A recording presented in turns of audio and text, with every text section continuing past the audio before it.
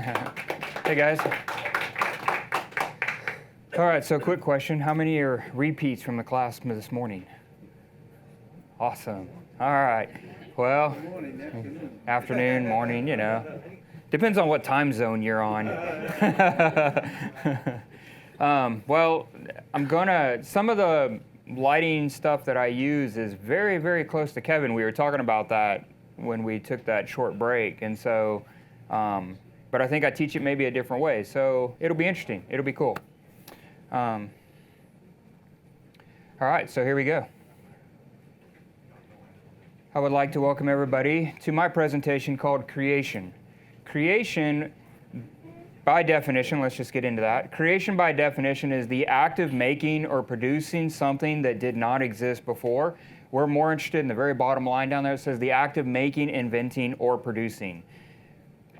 For me personally, I want to see about kind of preaching or helping and changing maybe your minds on how to view shooting with clients, okay?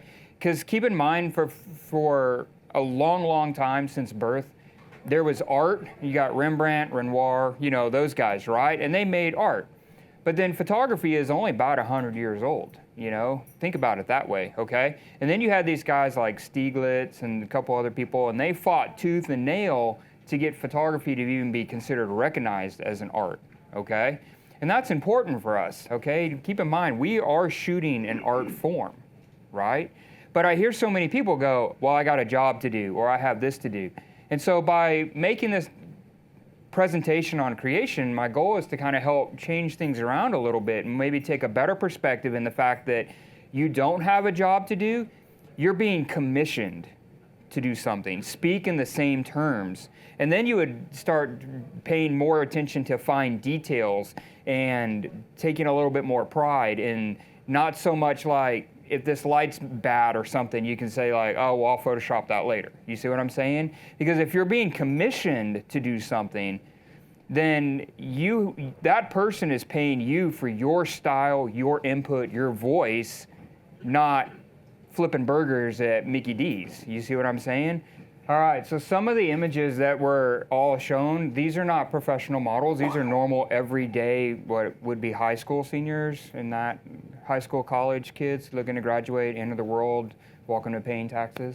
That would be them coming to us for us to do work. And so by looking and feeling and as, you know, just taking that on as being a commissioned art piece as opposed to I'm being hired to do this job, then you can see like the quality or level of work is completely separated from like your normal run-of-the-mill kind of person into stuff that we do, you know. I'm going to get a little bit more into that. So today's plan, I'm going to introduce you to what I consider the reality. We're going to go over our forgotten tools. Then I'm going to show you what I would consider was my evolution of change, and then we're going to do a creation live. Cool? My goal is for you to invent your voice as artists and be inspired to produce life meanings and what's happening with your life and make images that you can tell that particular story in your images. It's a little bit hard to do, but we're going to meet and do that, okay? All right, so first off, I'd like to introduce you to Ash. Ash is a normal, everyday senior. This is the headshot she submitted to us when we take on new clients, because we book so far in advance that I would like to put a face with a name. So I always have them like send me an iPhone headshot or something along those lines so that I can take all their paperwork and put it together. So when that week before when that client comes in, I can pull the people that I'm after and I go, okay, I'm doing this person, and this person. And then like what Kevin was saying for all you morning people was, you got to remember the person's name. You know, so by you can't do that months, 6 months, 7 months in advance. You see what I'm saying? So by them sending me a quick headshot or an email, then I can put the stuff together and then pull that paperwork. And so I start memorizing the week's clients that we have. This is something she was interested in, volleyball. That's her and her older brother, and that's her on her first day of school. And you're thinking, man, why is this important? Well, I live in Texas, okay? You get on Google, you type in senior portrait photographers. I live over there where it says the smiley face, and she lives way up there in the top. You get on Google, and these are all the photographers in this particular area. And this is backed off on a state radius. So if you zoom in, you're going to get even more than that, right? So why did I get the job way down there when she had all those people up there? Do you see what I'm saying? It's because you need to focus and train yourself. Because I got the job, I got commission. So she drove over 8 hours and across 2 states for me to do her work. These are some of her images that came out of our photo shoot.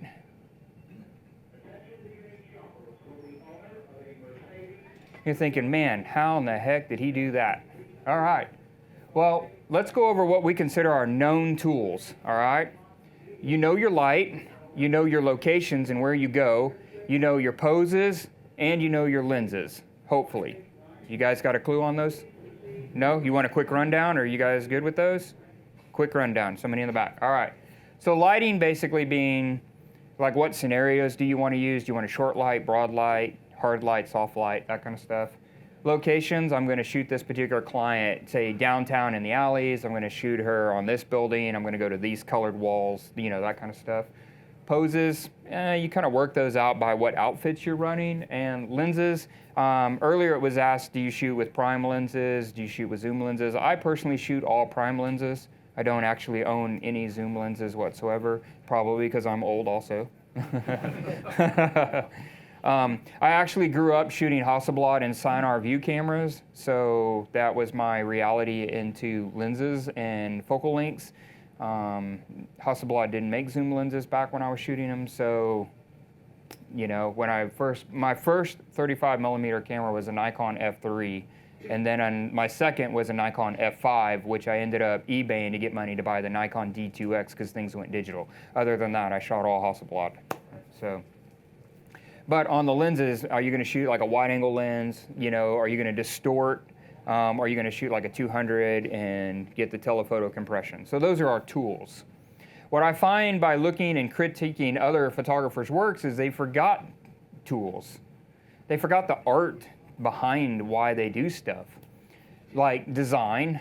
And I'm not talking simple rule of thirds, you know, that's a YouTube video, okay? We're talking real design elements. Color, mood, and then your own personal style. We have voices. Remember, you're being commissioned. Remember, that senior drove across 2 state lines to come to us, okay? And that doesn't, I mean, that has to do with marketing also, but the point is that they're willing to do that to get our work. Why? Because I have a voice, they have a voice. We're going to get into that.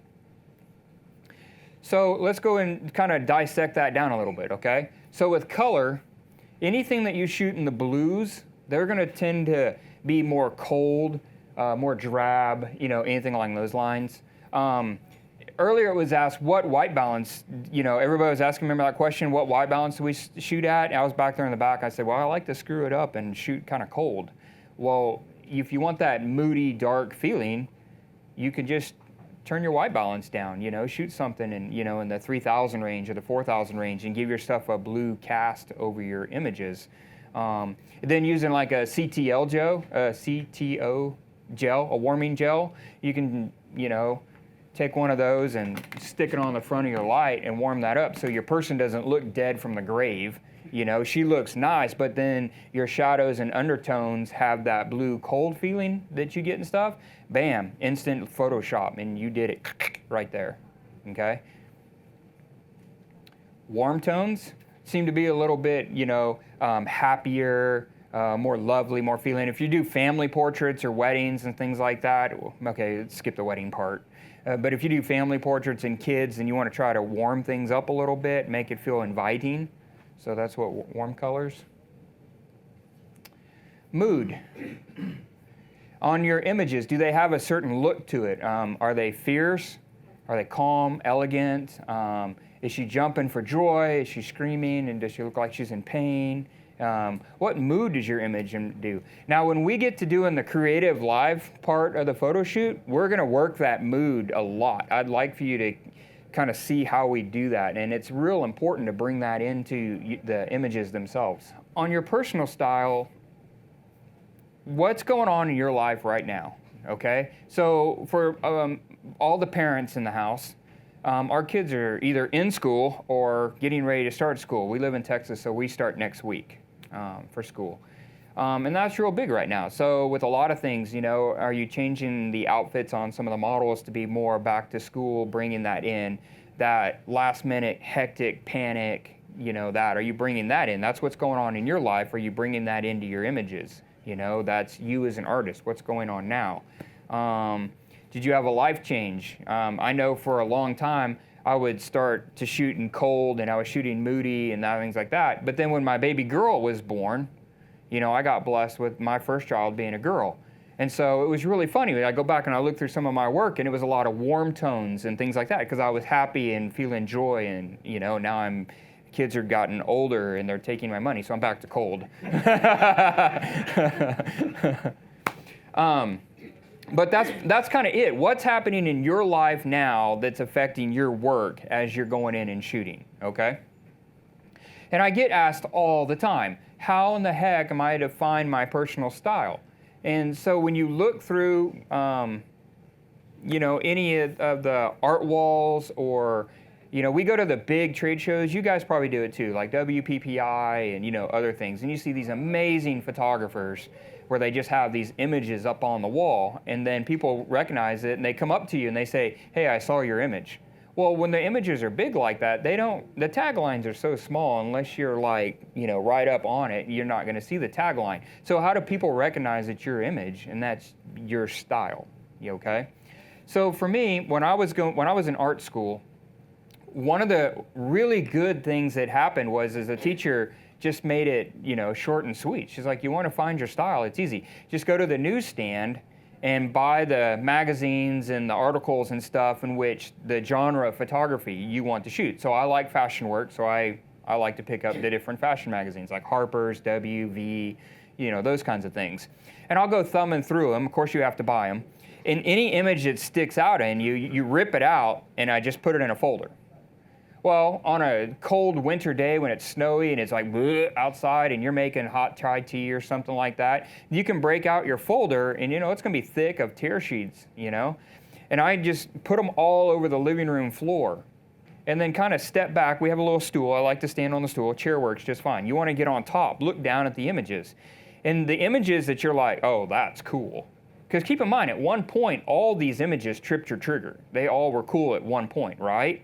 So then when you look down, you're like, oh, I really like that one, so pick it up. Oh, and I really like that one too. And you pick it up and you're like, I don't know what I was thinking about that one. Slide it off to the way, So then you start weeding down that pile of images or tear sheets. Then by doing that, you can actually start to dissect the tear sheets. Start looking at things. What's the lighting pattern? Is it hard or soft? Is it all Rembrandt? Is it loop lighting? Is it cross lighting, flat lighting? Are they black and white? I mean, even that basic, are they all color or are they all black and white, And so for whatever reason, whatever the elements are in those images, that's what's tripping your trigger. So then you can start to practice and bring in more of those particular elements. The next thing you know, you're gonna have your art style right off the top. Case in point, earlier in the day, for all of you guys that are repeats, Kevin said it earlier, he loves to use hard light and he likes to flat light. You guys remember that?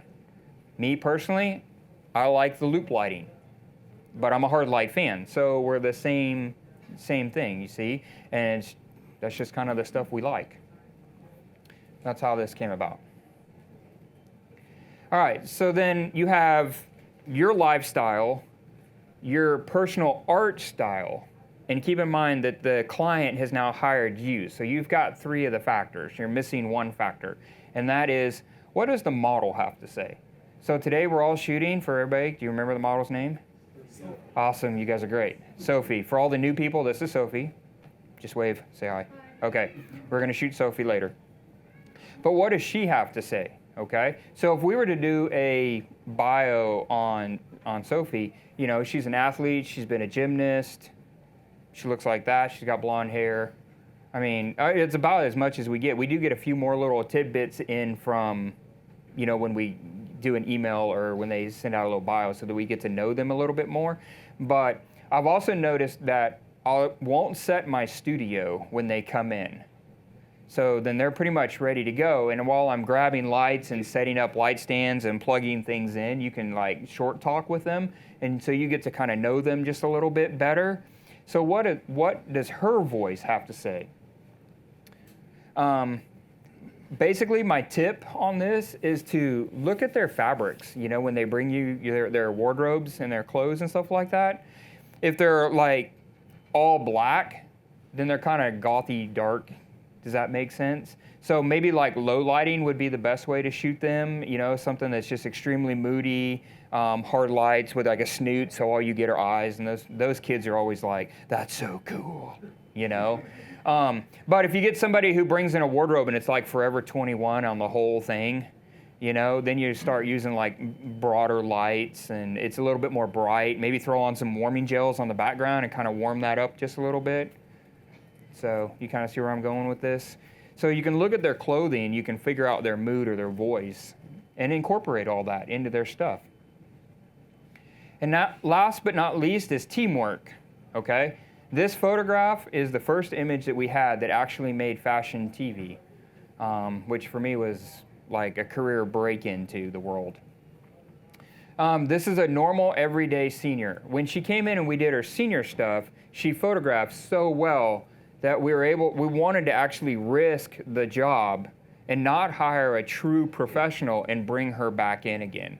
The only thing was we didn't tell her what we were bringing her back in for. We just said, hey, we have this, we're being commissioned to do a consignment piece.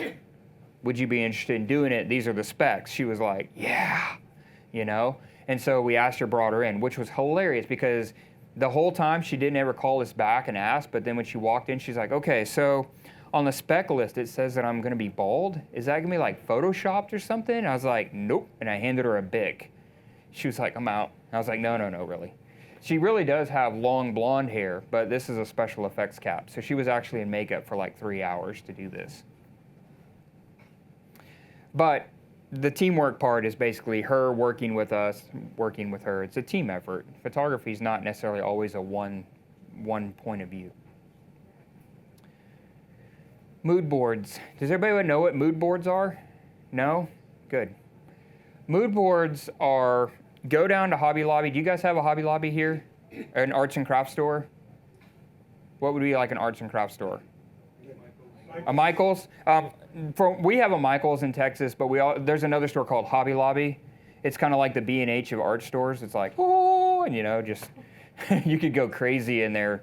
So, but Michael's will do it also. So those pieces of gator foam that are pre-cut, I think they're like 20 by 24, the real thin 3/8 inch gator foam for like $2, you know. We get those. And when we go through and look through stuff, we'll tear out pieces or images that we find. Don't use Pinterest, okay? That's just, use real live photos.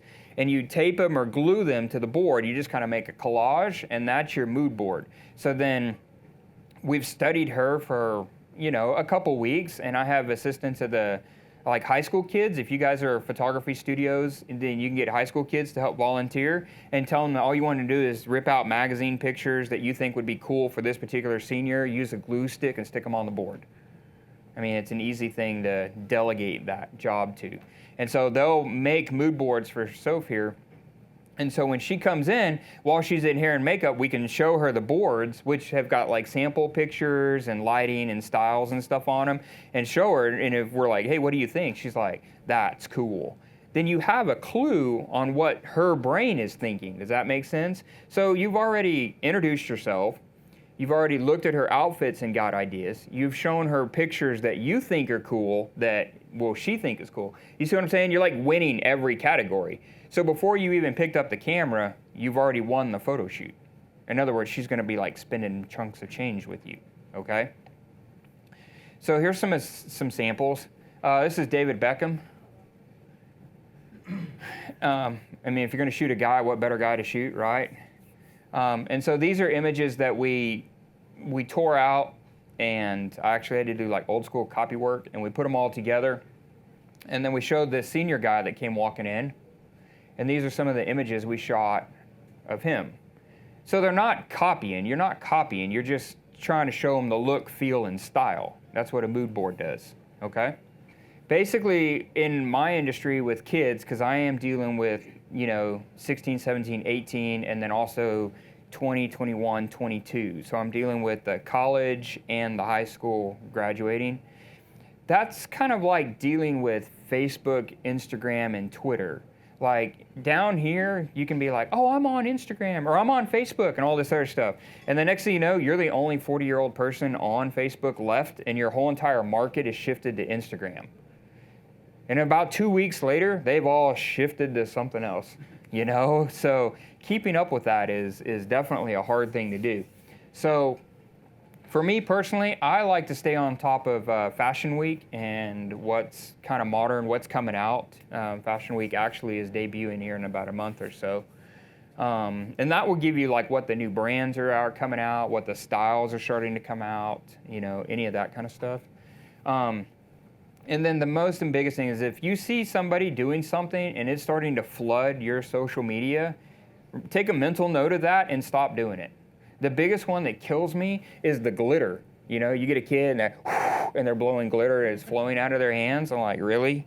You couldn't be any more original, to copy the same thing that's been copied 900 times. So if you're doing that, then you kind of understand, well, how come I'm not selling any wall prints? Well, they only bought a 5x7 of that. Well, the reason why they only bought a 5x7 of that is because they've seen it all over Instagram and they're bored with it. You're not selling anything new or fresh. So if you see something that's already done, and I've had seniors and I've had moms, they come in and they're like, hey, could we do this? And I'm like, really? You're not going to buy that from me, so I don't want to do that. No, you don't really tell them that. Basically, you just tell them it's been there, done that. Bought the t-shirt, So, okay, so this is kind of the evolution of how things were going. So in 2011 and 2013, I couldn't afford high-end designer dresses. I wasn't currently working for any of them that would let me borrow their stuff. And so I was like, I wonder what I could do to make that flow happen. And so I started to what I call fly fabrics. So here's a boat, and this entire dress she's wearing and that parachute, I made all that, which is pretty cool. And that's a, military flare, artillery, when they shoot flare up into the air, it would, a light, it would, hang for hours and hours and hours. It's because that canopy, that that parachute's in a real honest to goodness 5-foot canopy. You can buy them on eBay for like $2. I wanted to up my sales a little bit, and then this is kind of the shorter presentation, so I'm not really getting into the whole sales things. But if you guys have sales questions, we'll get those answered, okay? In 2013, I wanted to really, really update my sales. So how many of you love to sit on your computer and actually retouch work? Weirdo. Okay, one back there in the back. You're not alone. How many people would love to do a photo job and make $4,000 per session, and you really only sell 2 or 3 images? So you're only retouching 2 or 3 images and you're done. Yeah, exactly. Okay? So that's what I wanted to do. I was retouching up to 20 images and then having the staff retouching up to 20 images per about each client. I was thinking, this retouching is getting behind, and then you're not happy doing it, and then you're moody, and then you're retouching, and right, she doing like this, and she couldn't get her makeup right, So I wanted to fix that. I only wanted to do about 2 or 3. And so if you could do about 2 or 3, then I was selling wall prints. So 2 or 3 wall prints, right? Well, what's your highest profit thing on your price list? Wall prints, right? I mean, seriously, think about it. You're ordering a 20 by 24, it costs you like $16, you're charging $800. If you do the whole frame and mat, now you're charging over $1,000.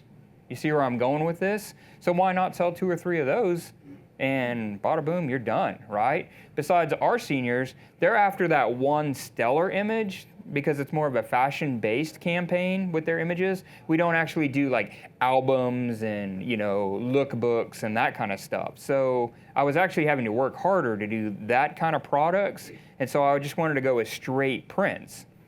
So I came up with art images, which this is a really, really cool thing. You guys can take it because you're in New York, so you're not in my area. Art images. art images were actually photo sessions that we were selling to the client as a product. So they come in, they do their normal stuff, which you saw in the video, right? And then as another product, I said, hey, wouldn't you like to come in and do an art session and show them art images before we even showed them their own personal images? Whoa, that's cool. So then during the sales part, I'm like, hey, didn't you say you were interested in that art stuff? They're like, yeah, well, we do art sessions for like $200, which is like, an hour or so in the studio. So you just sold another session. So you did your original session. You guys following me here? There's senior stuff, right? And you banked that. During the sales session of that original photo, you just sold another session. You call it the art session. You do this kind of stuff, right? And then you just sold a couple more wall prints. So by the time everything's said and done, you probably have sold 3 to 4 wall prints and a handful of 8x10s. Out of the entire both jobs, now you're into that $4,000 to $5,000 range or better. I've had, literally, I'm not lying, I've had parents spend $9,000 on senior stuff before. Yeah. So you've taken a category or an area of photography that most people only make $800, and bam, you're making car payments. Okay? So these are my art sessions. This here is straight up, not lying. For us, Hobby Lobby, for you guys, Michaels, in the florist sections, you know those rolls, they're about that big around? A burlap costs you all of like $3. That's what's in her hair. And I made a big knot, and then I bobby pinned it to the top of her hair, and then just kind of floofed it and made design out of it. That white paint stuff, it's not really paint. It's theatrical makeup from MAC Makeup. If you go to the MAC store and you buy a MAC makeup, it's called theatrical white. It comes in a thing about yay big. It's kind of thick. So if you use distilled water and get an honest to goodness like Home Depot paintbrush, okay, you can put the little bit of water in your in the MAC makeup just to kind of soften it up, and then dip your brush in water and then run it across the theatrical makeup, and then literally just like dab it on her head with a big 2-inch Home Depot brush that didn't cost you hardly anything. And then those streaks are ready because I overwatered it and it started running down. I was like, wait, that's cool. So I just kind of got some more water and added to it until the stuff just dripped all the way down her face. So on her shoulders and her collarbones and that kind of stuff, that's a Craig Stidham combination, baby powder and potting soil. Like, that was expensive. Hey, but it's texture. Look at it. It's texture, right? You're like, how did you get her dirty and grimy? It's not like you're going to go work on the CUDA or something, So CUDA is a car for you guys people. You guys don't even own cars in New York. I thought that was kind of weird. We got like a whole garage full of them. Okay, so here's another one. I redid the whole white thing again because I was in that stage there for a while. This is going to trip your trigger. This is hilarious. Anybody have any earthly idea what the brown thing on her head is? Think cheap. A basket? It's kind of paper. Yes, ma'am. Paper. She said paper, so I'm going to go with that. Cool. All right. So I went to the florist and I ordered these flowers that are blue, purple, whatever color they are. Okay. I went to the florist. And I said, hey, I want something that's kind of cool and that you don't see all the time. And she said, well, what about these? And I'm like, that'll work. It's perfect. Like, not like I'm a guy, right? It's not like I'm going to be like, no, I need the roses this way. Okay. I was like, yes, perfect. It'll work. So, I mean, you could see we didn't buy that many. And so they're like, we just wrapped them around her neck, right? Well, you know what that brown stuff is? That's the packing the flowers came in. I told you, think cheap. All right. So I was like, hey, check this out. And then I kind of opened it up. I'm like, hey, it looks like a tube. Well, that was stupid. And then I crushed it. And I was like, oh, there you go. So we made this hat. She's like, I'm wearing a hat. That's an art session. Okay, in 2014, I wanted to take the art session wall print idea and go one step further. Wouldn't it be cool to only retouch 4 images and make the same amount of money? But instead of going to this location and shooting that, or going to this location and shooting that, I wanted to stay in the same location. Pretty cool, right? You're like, all right, how did he do that? So I created what was called an editorial session. Again, I buy fashion magazines because I enjoy the articles. and the photos and stuff like that. You got to stay on top of that stuff, okay? And when you get in real honest-to-goodness editorial, then it could be that model wearing different clothes, but kind of necessarily in the same location, right? The labs have started to create and come up with those wall print clusters. You've seen those for like canvases where you can buy like one canvas that goes this way and one canvas that goes this way and one that goes this way, right? And I was thinking, that would be kind of fun. What if we did an editorial, except for we printed them, mounted them, framed them, that kind of stuff. And we just, basically what my guy ended up doing was he built like a backer piece of wood, and so all the frames were mounted to the actual wood. So when you delivered it, it was a photo frame, a photo frame, a photo frame, and a photo frame, or 3. Does that make sense? So it's 3 20 by 24s this way in a 4-inch white mat board in a small black frame, but then they're all screwed together, so it's one piece. It was kind of cool. So these are my editorial feelings. This is a sample of one of those. Pretty cool. So it's pretty much exactly the same locations. 3 of them used balloons. So for her deal, she bought 4 wall prints, which was 1 collage, okay? And I shot the same outfit in every single one of those, pretty much at the same location. How's that for streamlining your business? That's pretty cool, right?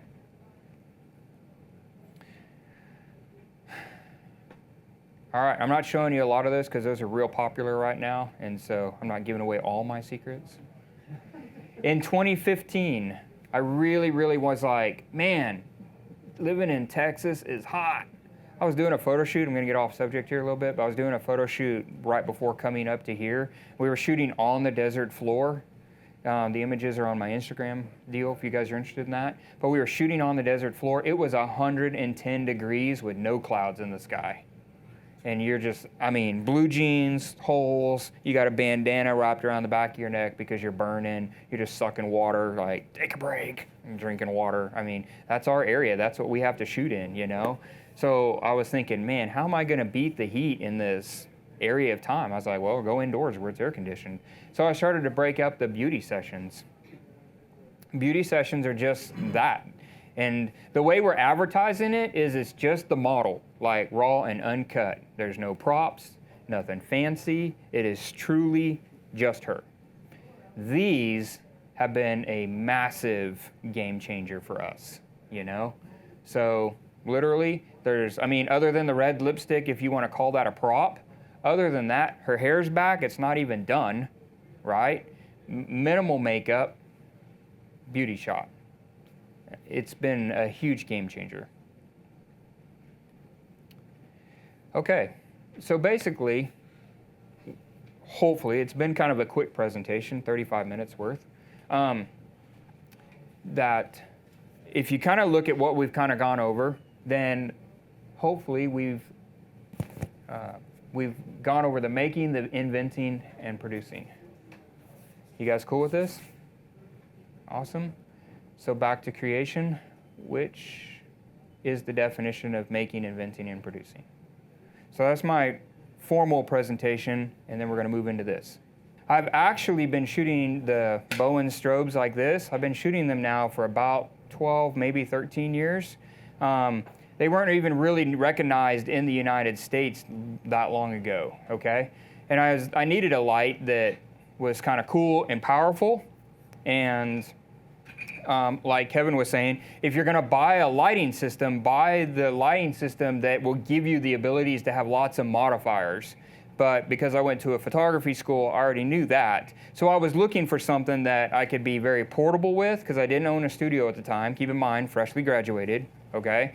And I needed something with a lot of difference. So I found Bowen's by Sure Fate, okay? And I've been using them. The reason why I bring that up is because I actually had, you guys are going to laugh. You're going to be like, dude, stupider than we think. I actually had one of these big umbrellas outside. It was like an Enya commercial. Sail away, sail away. Yeah. So my light took off. It sent me a postcard, which I received in the mail a few days later. The back, these are made out of plastic, okay? The back of this part, it was completely broken to pieces. And this part that the plug fits in, this is kind of plastic. And of course, I mean, if it hits like that when it lands, it's toast, right? But I was able to manage to get a pocket knife and something out, and I pulled this little broken piece back out so I could plug it back in again. Blew off my strobe, plugged it in. To this day, it still works. Yeah. And the reason why I think is because Bowens makes these with a solid metal housing around them, okay? You get any other kind of monolite out there like an alien bee, and if it sends you a postcard, you just cashed a check. You know what I'm saying? So, right? Anything else that you guys make? I mean, the other reasons why? I mean, I just know because of the I don't know what the internals are, but I can tell you the externals are solid metal housing. They are abusive. I mean, I think I have 3 of them that are all broken, like the little infrared thingy up here. Oh, it sailed and totally crash landed on like a stick, broke at the smithereens. So the little infrared thingy doesn't work, so I just kind of gaff taped over it to keep the dirt out. But shoot, plug it in and keep cranking, you know? So, no, and I'm telling you that because, you know, we're not only here to help you sell Bowens, you know, hey, we're selling Bowens, okay? But the firm believer, the reason why I personally became a believer in the lighting system is because you could take it out, use it as a working photography, it crashed, I could plug it in and do it back up again. Keep in mind, I wasn't sponsored by Bowens. Okay, Bowens was not paying me to tell you this. This is an honest-to-goodness life story of why I became a fan of their lights, okay? All right, so that was my side trick. The lighting we have going on here is 2 boxes from the front, 2 soft boxes, okay? Back home in the studio, I like to do this with a little bit bigger lighting box just to get a bigger light spread. So to get a bigger light spread, we're just going to back them up a little bit, right? You back them up and they kind of spread out a little bit. Okay, but with soft boxes, if this is my subject and this is my light, I found that I'm in a stage right now where I'm really enjoying the window light. I don't have a studio that gives me a lot of window light. But if you shoot the boxes completely in front of your subject and let that feathering light just kind of hit, you get that very soft window light kind of feel. It's very romantic, per se, okay? Okay. And I know she's got on a big collared shirt. You know, you're good, you're good. I'm just trying to back it up to get more of a spread of light. And what I'm trying to do is I want the spread of light to not give that dark strip that we saw. Remember when we got them in close, you got that dark strip? We're trying to alleviate that dark strip. Also, what I like to do is kind of offset it so that the lights go in 2 different ways, so that one light, I like to offset my lighting so that when one light comes in, it's a little stronger on one side than the other side, which will still give you that ratio. It's not exactly even 1-to-1. All right. So here we go. Back to watching paint dry. On channel 17. Okay.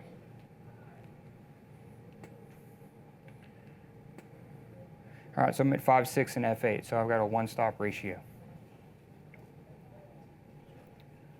There we go. Sweet. Okay, so these are just basic test shots. All right.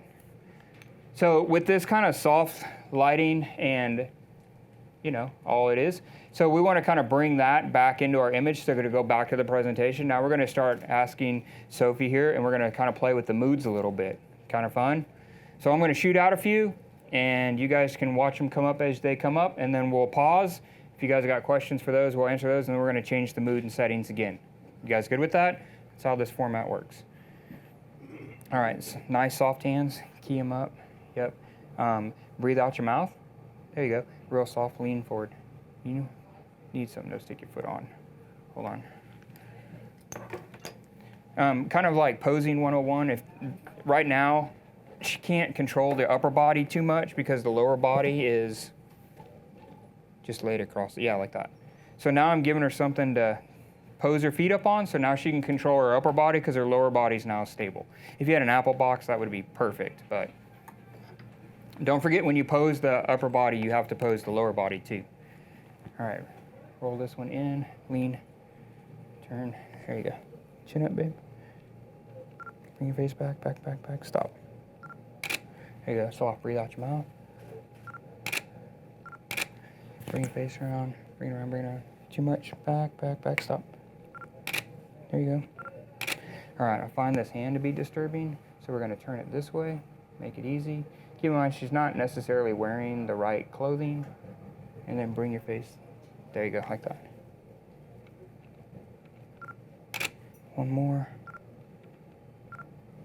Breathe out your mouth. Awesome. All right. So other than the turtleneck, if this was like a big collared sweater turtleneck or something along those lines, the idea is definitely there. Oh, I get it. I know what I'm doing.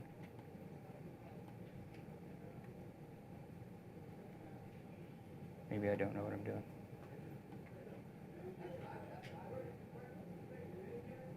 All right, so there's the loop. So we have the two big headshots up there in the eyeballs.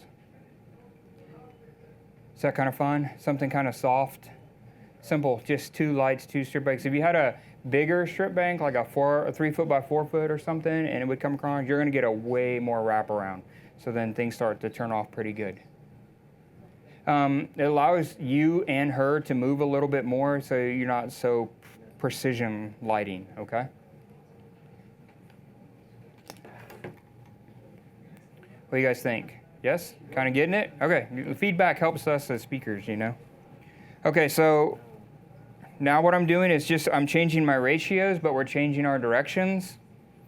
And so we're gonna put more light on that side over there, so it's gonna be more on the gray side. These do not have the louvers in it, which allows more of a feathering effect. So this light now is gonna cut, so it should cut more like down her nose, just a little bit more, and then we're gonna completely fill it in. But this is gonna bring those catch lights in the eyes around a little bit, give you a little bit more color, more detail in there, I think. All right, good looking. Bring them in this way. There you go, kind of cross just a tad. No, not open, but in. Just bring your shoulders in.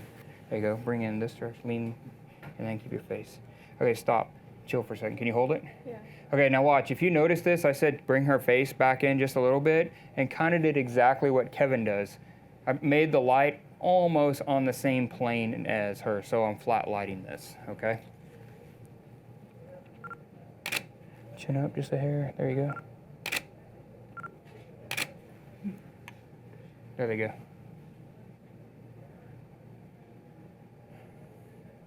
Okay, I'm liking this look. I'm hating what I'm doing personally. Just go this way.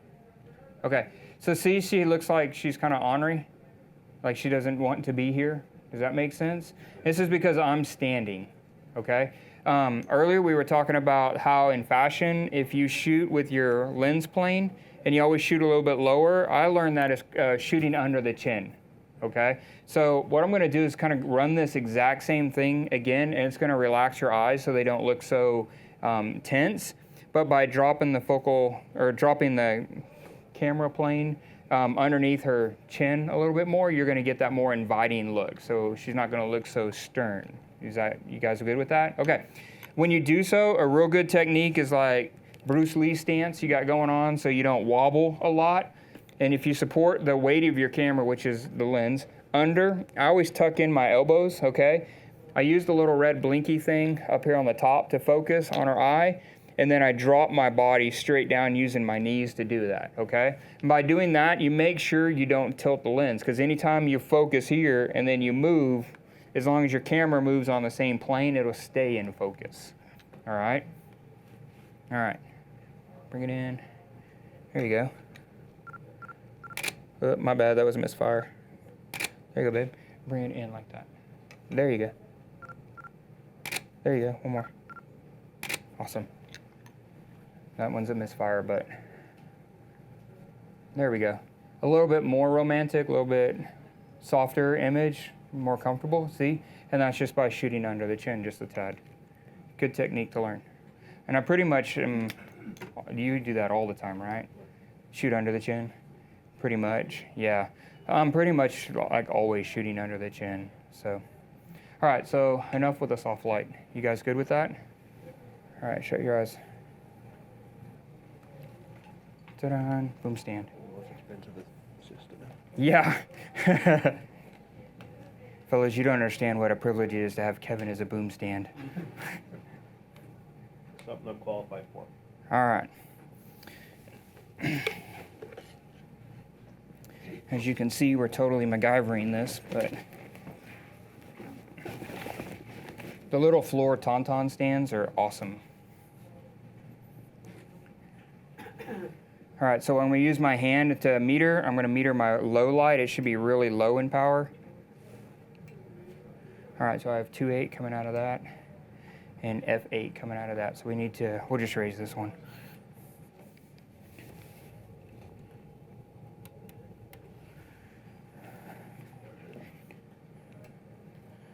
All right, so I have 4 coming out of that. 8.5 coming out of that. All right, girlfriend. Can you scoot up and put your feet flat? No, on the floor. There you go. That's fine. There we go. She's now, yeah, there you go. Yep. All right, bring your hands up. There you go. Hard. No, not your knuckles. Sides. There you go. F8 coming up. He should be pretty nice. All right, so we just need to bring the boom out closer to us. There you go. All right, go. Bring your chin up. There you go. Ready? Go. Bring these in. Good. Chin up, chin up, chin up. There you go. Open. Go this way. Open that one too. There you go. Turn your face. There you go. Chin up, chin up. There you go. Open and breathe out your mouth. One more. Nice. So I like to play. I'm good. We can set it down.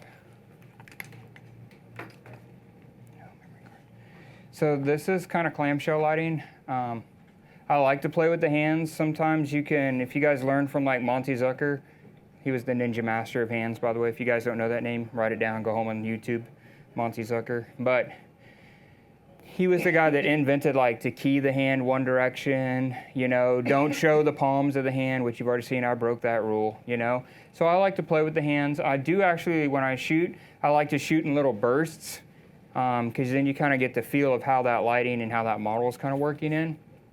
So in these, I opened them up, just kind of open the hands. I kind of like it, as opposed to keeping them shut, So it's not a bad image, just kind of let the image roll around and grow with it. So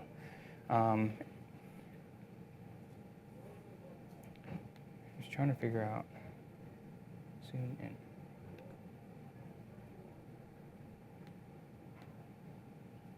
There we go. So then you can see there's the catch lights and how that works. Dang Sigma. 85. Kind of got that good feel, right? All right, so basically the clamshell lighting is obviously filling up from underneath and it's covering in all the shadows and stuff.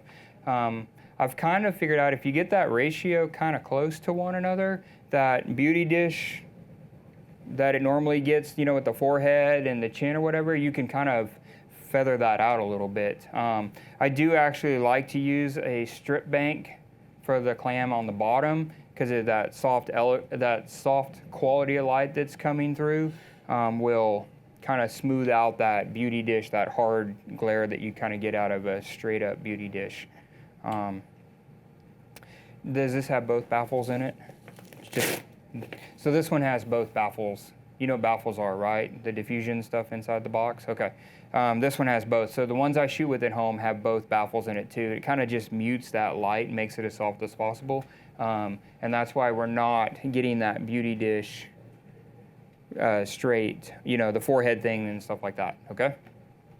Okay, now one of the cool things with umbrellas that a lot of people kind of take for granted is that your umbrella is actually a zoom light. Yeah. So if you get to play with these quite a bit, you can make that light get real hard this direction or you can make that light get pretty soft this direction. So for me personally, I kind of like to start out in the middle, kind of see what it's doing on the skin, and then go from there. Power cord.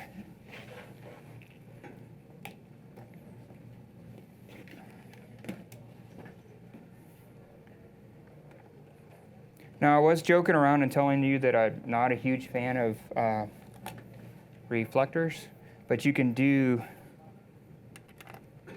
if you get a big parabolic like these, I don't know if that's the correct term for like oversized umbrellas. Impact here at B&H has like those big, 7-foot ones or whatever. That's what I have at the studio. But if you can change this head angle so it's really sharply coming down, and then take the round reflector and kind of put it about right here, it'll bounce right back up again. It'll kind of give you the same thing as a clamshell lighting for cheaper. Yeah, on a table.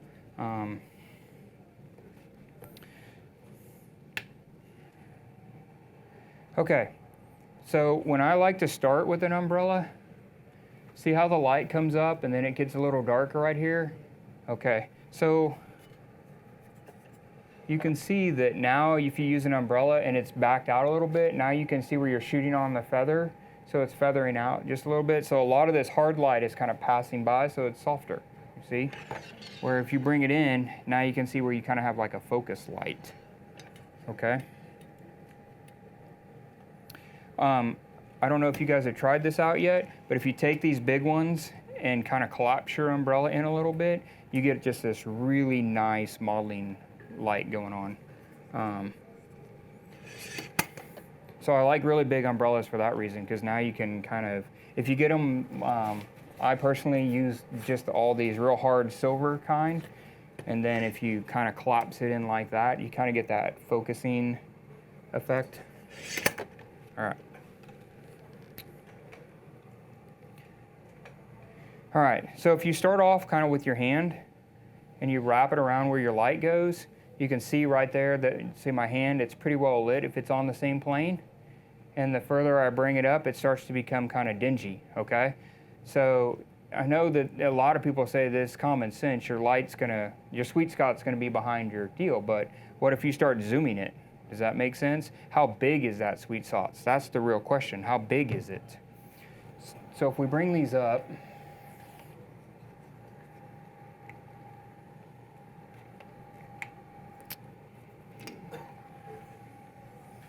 we don't want to arbitrarily stick it up, so let's just go as high as we go, right? This is our limitation. So if it's back here, so we bring it in. See, now it's at the same angle, but see this hand is definitely more grungier than this hand. So this means I've got to get Sophie's face right in this area right here. So now I'm thinking, okay, by looking at it, my sweet spot's about that much, okay? So now we've got to get her face down in here. So obviously, no matter how high we go with the light stand, or we can get closer and start to bring it up just a little bit. But where she's standing now, we're using this as our example. Got this? This chair and the way she's sitting is obviously the wrong chair for this particular reflector, right? So switch one, just switch down one. There we go. So now we dropped her back in again so we can start to look. Now our umbrella is actually kind of doing what our umbrella should be doing, okay? And those are those little bitty fine tuning points. That's kind of like overexposing your stuff by a full stop and then going, I'll fix it later, you know? So you can put your feet up there. All right, just turn. All right, see with this umbrella, I know you guys can see it. You guys, I don't know if you can see it on this side or not. No, it's falling off real sharp right there. On this side over here where you guys see, you kind of get this jaw line right there. So it's acting like a hard light reflector, I mean, obviously, but it's cutting pretty close right there, okay? So with this in mind, what happens to objects when we bring them closer to the cameras? They get larger. Exactly. So the further out we do it, right? So if Sophie were to lean back while we pose, her eyes are going to get smaller and smaller, right? But if you pretend you got a watch and push them down between, there we go. Now we've narrowed this and she's dropped weight. and we bring these in. So now by leaning her body into the camera just a little bit, now her eyes have gotten bigger, which will give us a better chance for that color to pop in, okay? She's also supported all of her weight and allowing us to mess with just her head. So now we can get a headshot. Kind of a cool trick.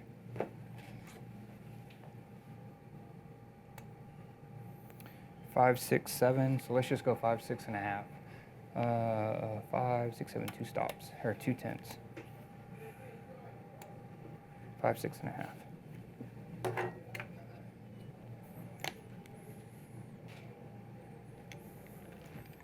Okay, I'm gonna shoot more down on her, and it'll make those eyes look more like Patrick Nagel, that artist. You guys even know who that is? Bring your face back, babe. There it is.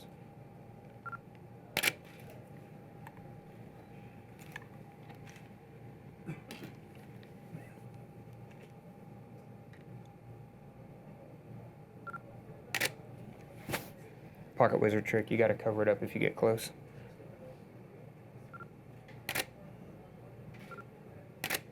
For you guys that don't actually own boom stands like in home studios and stuff like that, you know the Bogan Manfrotto makes the 90-degree ball turn, or you can get a simple umbrella adapter.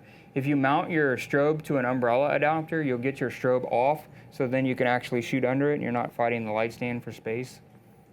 It's a simple fix. What do you think? It looks nice up there. Okay, so what we're going to do is we're going to drop that chin just a little bit more and see if we can actually get a lighting pattern in it. Drop your chin, babe. Here we go. All right, this is a bad shot, but I'm going to shoot it anyway. I want you to see something. In this particular shot that's coming up, Mimi, you and me. In this particular shot that's coming up, her eyes are stressing out. They're really, really close to the top of her head. Yeah, so you see that little bit of fierceness going on? Which is okay if you're going for the look, but if I just drop down a little bit, she follows me, watch her eyes will be a little bit more relaxed. It's a radio thing. There we go. I was going for black. I go for that a lot. You go for that a lot? I do too, especially when you're tethered. Okay, so up here, see her eyes, they're kind of stressed out a little bit, they're real close. And then down here by dropping down, she looks a little bit more relaxed. Pretty nice. Turn your face, there you go. Good, one more. Breathe out your mouth, babe. All right, so basically all I did was add the silver reflector. It's not real powerful because silver reflectors, I think you can get away with it and make it just super overdone. So there's no silver, and then the silver, it just kind of opens things up a little bit. I think if you were to, and you guys can see it from where you're at, if we go like that, you see the color change? Can you see the color change going on? That just means it would just be massively nasty. Nobody wants that, so. That's why we just put it down here. You can actually still, I mean, even if it's folded and laying on the floor, you can barely still see the color change going on right in there. And that's just that cooling effect and that blue, I call it a color change, but it's that bluing that's coming off the silver just to let you know where it's hitting. Just kind of opens things up a little bit. White foam cords from Hobby Lobby are super cool. You can get white ones in there. It allows you to get a little closer without the color shift happening. And then, of course, there's just everybody's favorite. We don't have a black, do we? To show what a black is.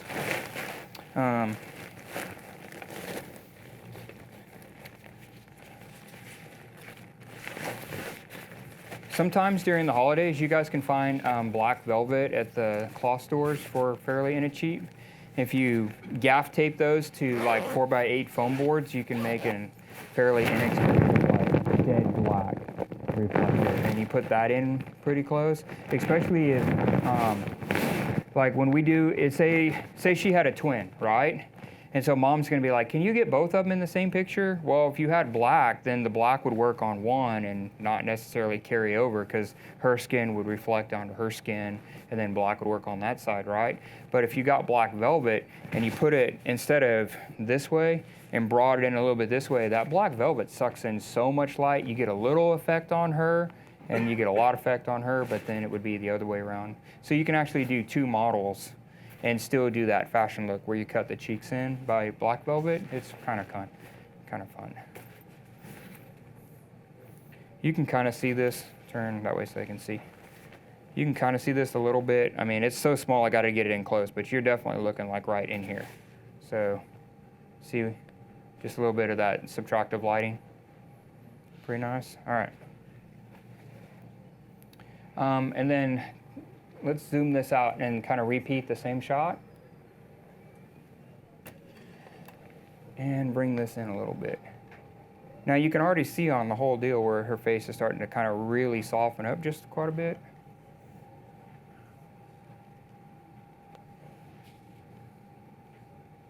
There we go.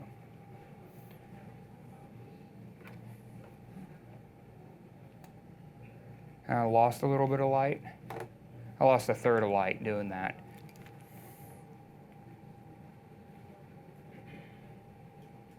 All right, babe. Bring your chin up and in. There you go. One more. Awesome. All right.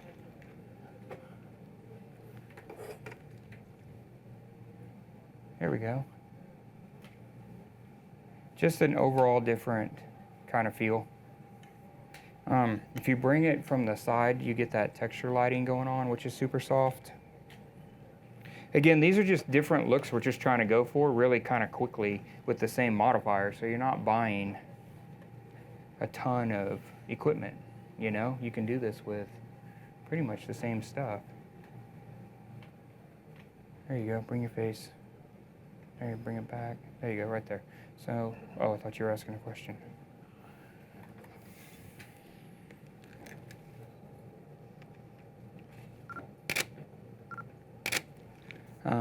This should be kind of a loop light pattern going on, and then bring it in with short, too much. There you go.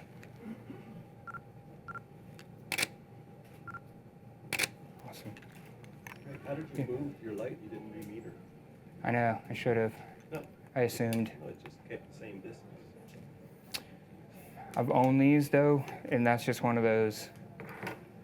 This is kind of funny though with the Bowens lights. People always like to, you can earn bar money with this, is no matter what they're set at, if you take a meter reading right here, say it's 5, 6.5, and we move the light away 1 Craig leap, which is approximately what, 3 feet, that's a stop. So it's pretty accurate, you know. But again, it's just from owning these lights for so long that you kind of know, you know, if I meter and I'm at F8, and I'm like, oh, 5, 6, I'll just, you know, it changes the quality, but it's okay for me.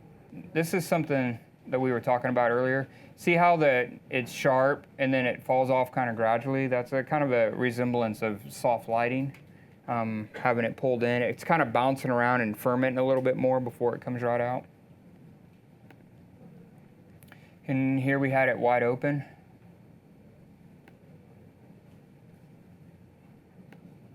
These are more open.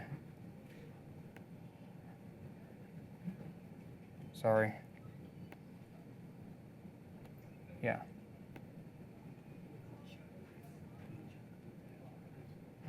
Okay, I lied.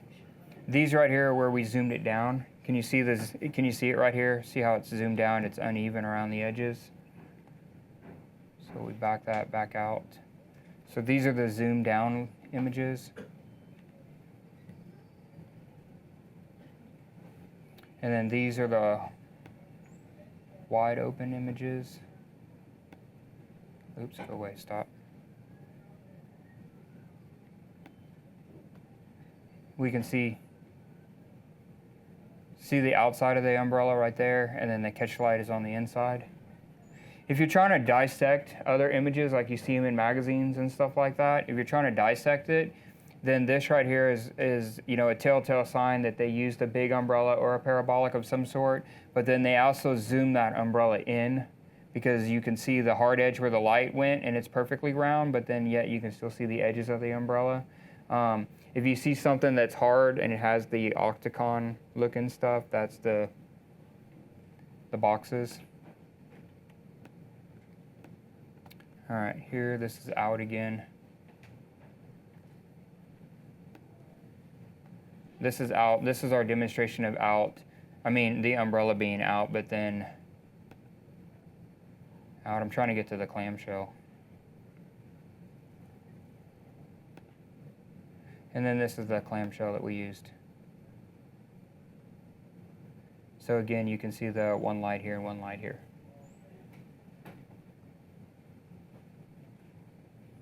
So then that means these were just that umbrella comparison that you asked us to do. Again, you can see it's darker here and here. Where the it is. Lou Freeman uses that quite a bit in her stuff. She's does like celebrity portraits and stuff like that. She's pretty big on the clamshell. More clamshell.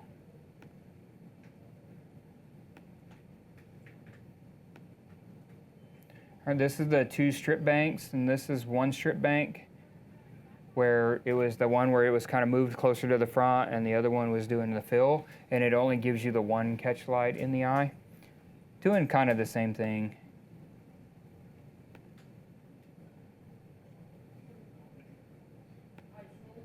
And this is the two catch lights, one on each side. Oh, which you got to actually see the image, so there you go. So that's one strip on the front and one strip on the side. And that's both of them on the sides, but they're shooting out in front of her quite a bit more. And then these are just our test shots where we started the day. Does that work? Any other questions? Comments, concerns? No? Wow, all right. About the eyeglasses. The thing with eyeglasses is you can actually see, you can see the reflection in the glasses. You can see the modeling light in the glasses. Does that make sense? No. Beauty dish. This is pretty much an eyeglass killer. I'm not going to shoot it, but we'll point it out to you.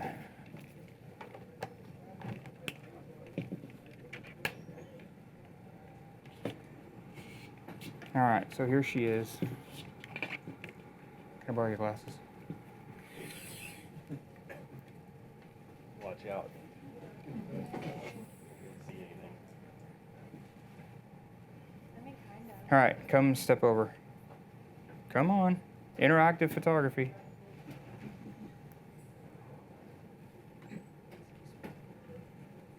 All right, chin up just a hair. There, can you see him? Yeah. Okay, so if you're the photographer shooting from that, turn your face that way. Okay. Okay.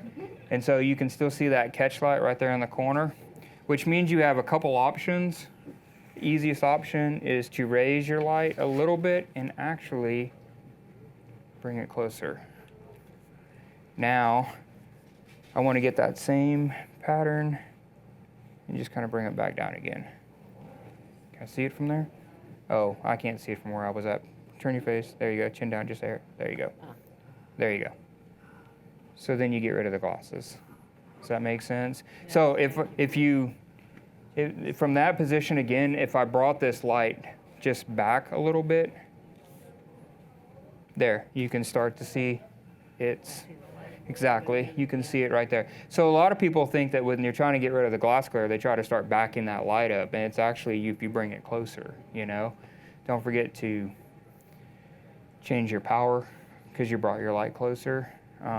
That's one thing for say. Your quality of light will change too. So, you know, head angle is huge. So if you brought this in this direction,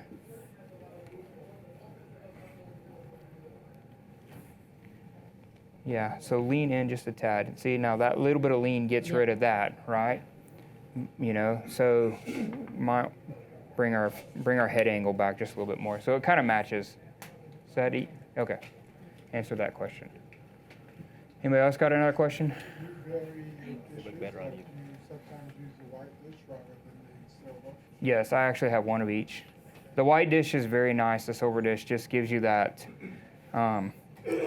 right in here, it just gives you that little bit more of a pop.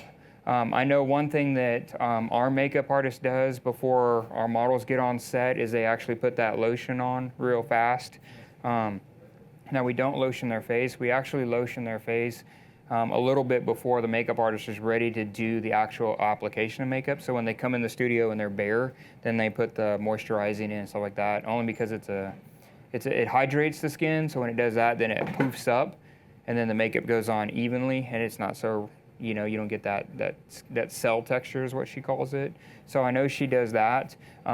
But if she was wearing a sleeveless and you wanted to get that really cool like glow down, you know, then we'll do the test shots, we'll get ready, we're like, that's what we want, and then they walk in and apply all that lotion and stuff, and then you can just see it, this beauty dish. The silver will give you that edge line where that, you know, it'll reflect off that lotion way cooler than the white does. So that's why I'm a fan.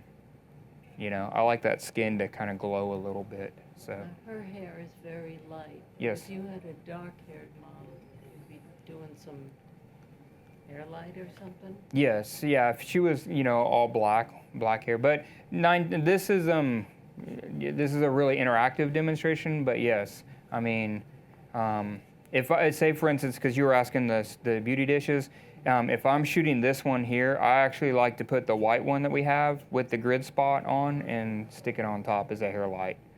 You know, to me, it gives them a little bit more, like they can move a little bit, and it's broad. Yeah, exactly. You know, as long as you make sure that the hair light is offset from the model, so it's more behind her, and you're shooting that feather. Because if not, you're going to get that beak light, you know, where that hair light comes down and touches the front of there. And yeah, you're back there going, yup. I've been there, done that, you know. So the maxi lights work really good for that. They, which, you know, you guys all saw that, where they have the 40-degree grid. These make for great, like, backlights and stuff like that if you wanted to accent certain things.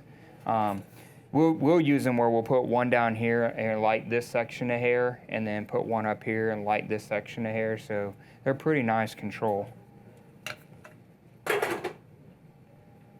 Anybody else got something to answer it? All good? All good? All right, well, it's a 10-minute early, but if you guys don't have any more, then we're good. Thank you. Oh, you got one. New Yorker, had to wait till the last minute. Whether you're a hobbyist or a professional, B&H has the answers to your questions. Experience a world of technology at our New York City Superstore. Connect with us online or give us a call. Our staff of experts is happy to help.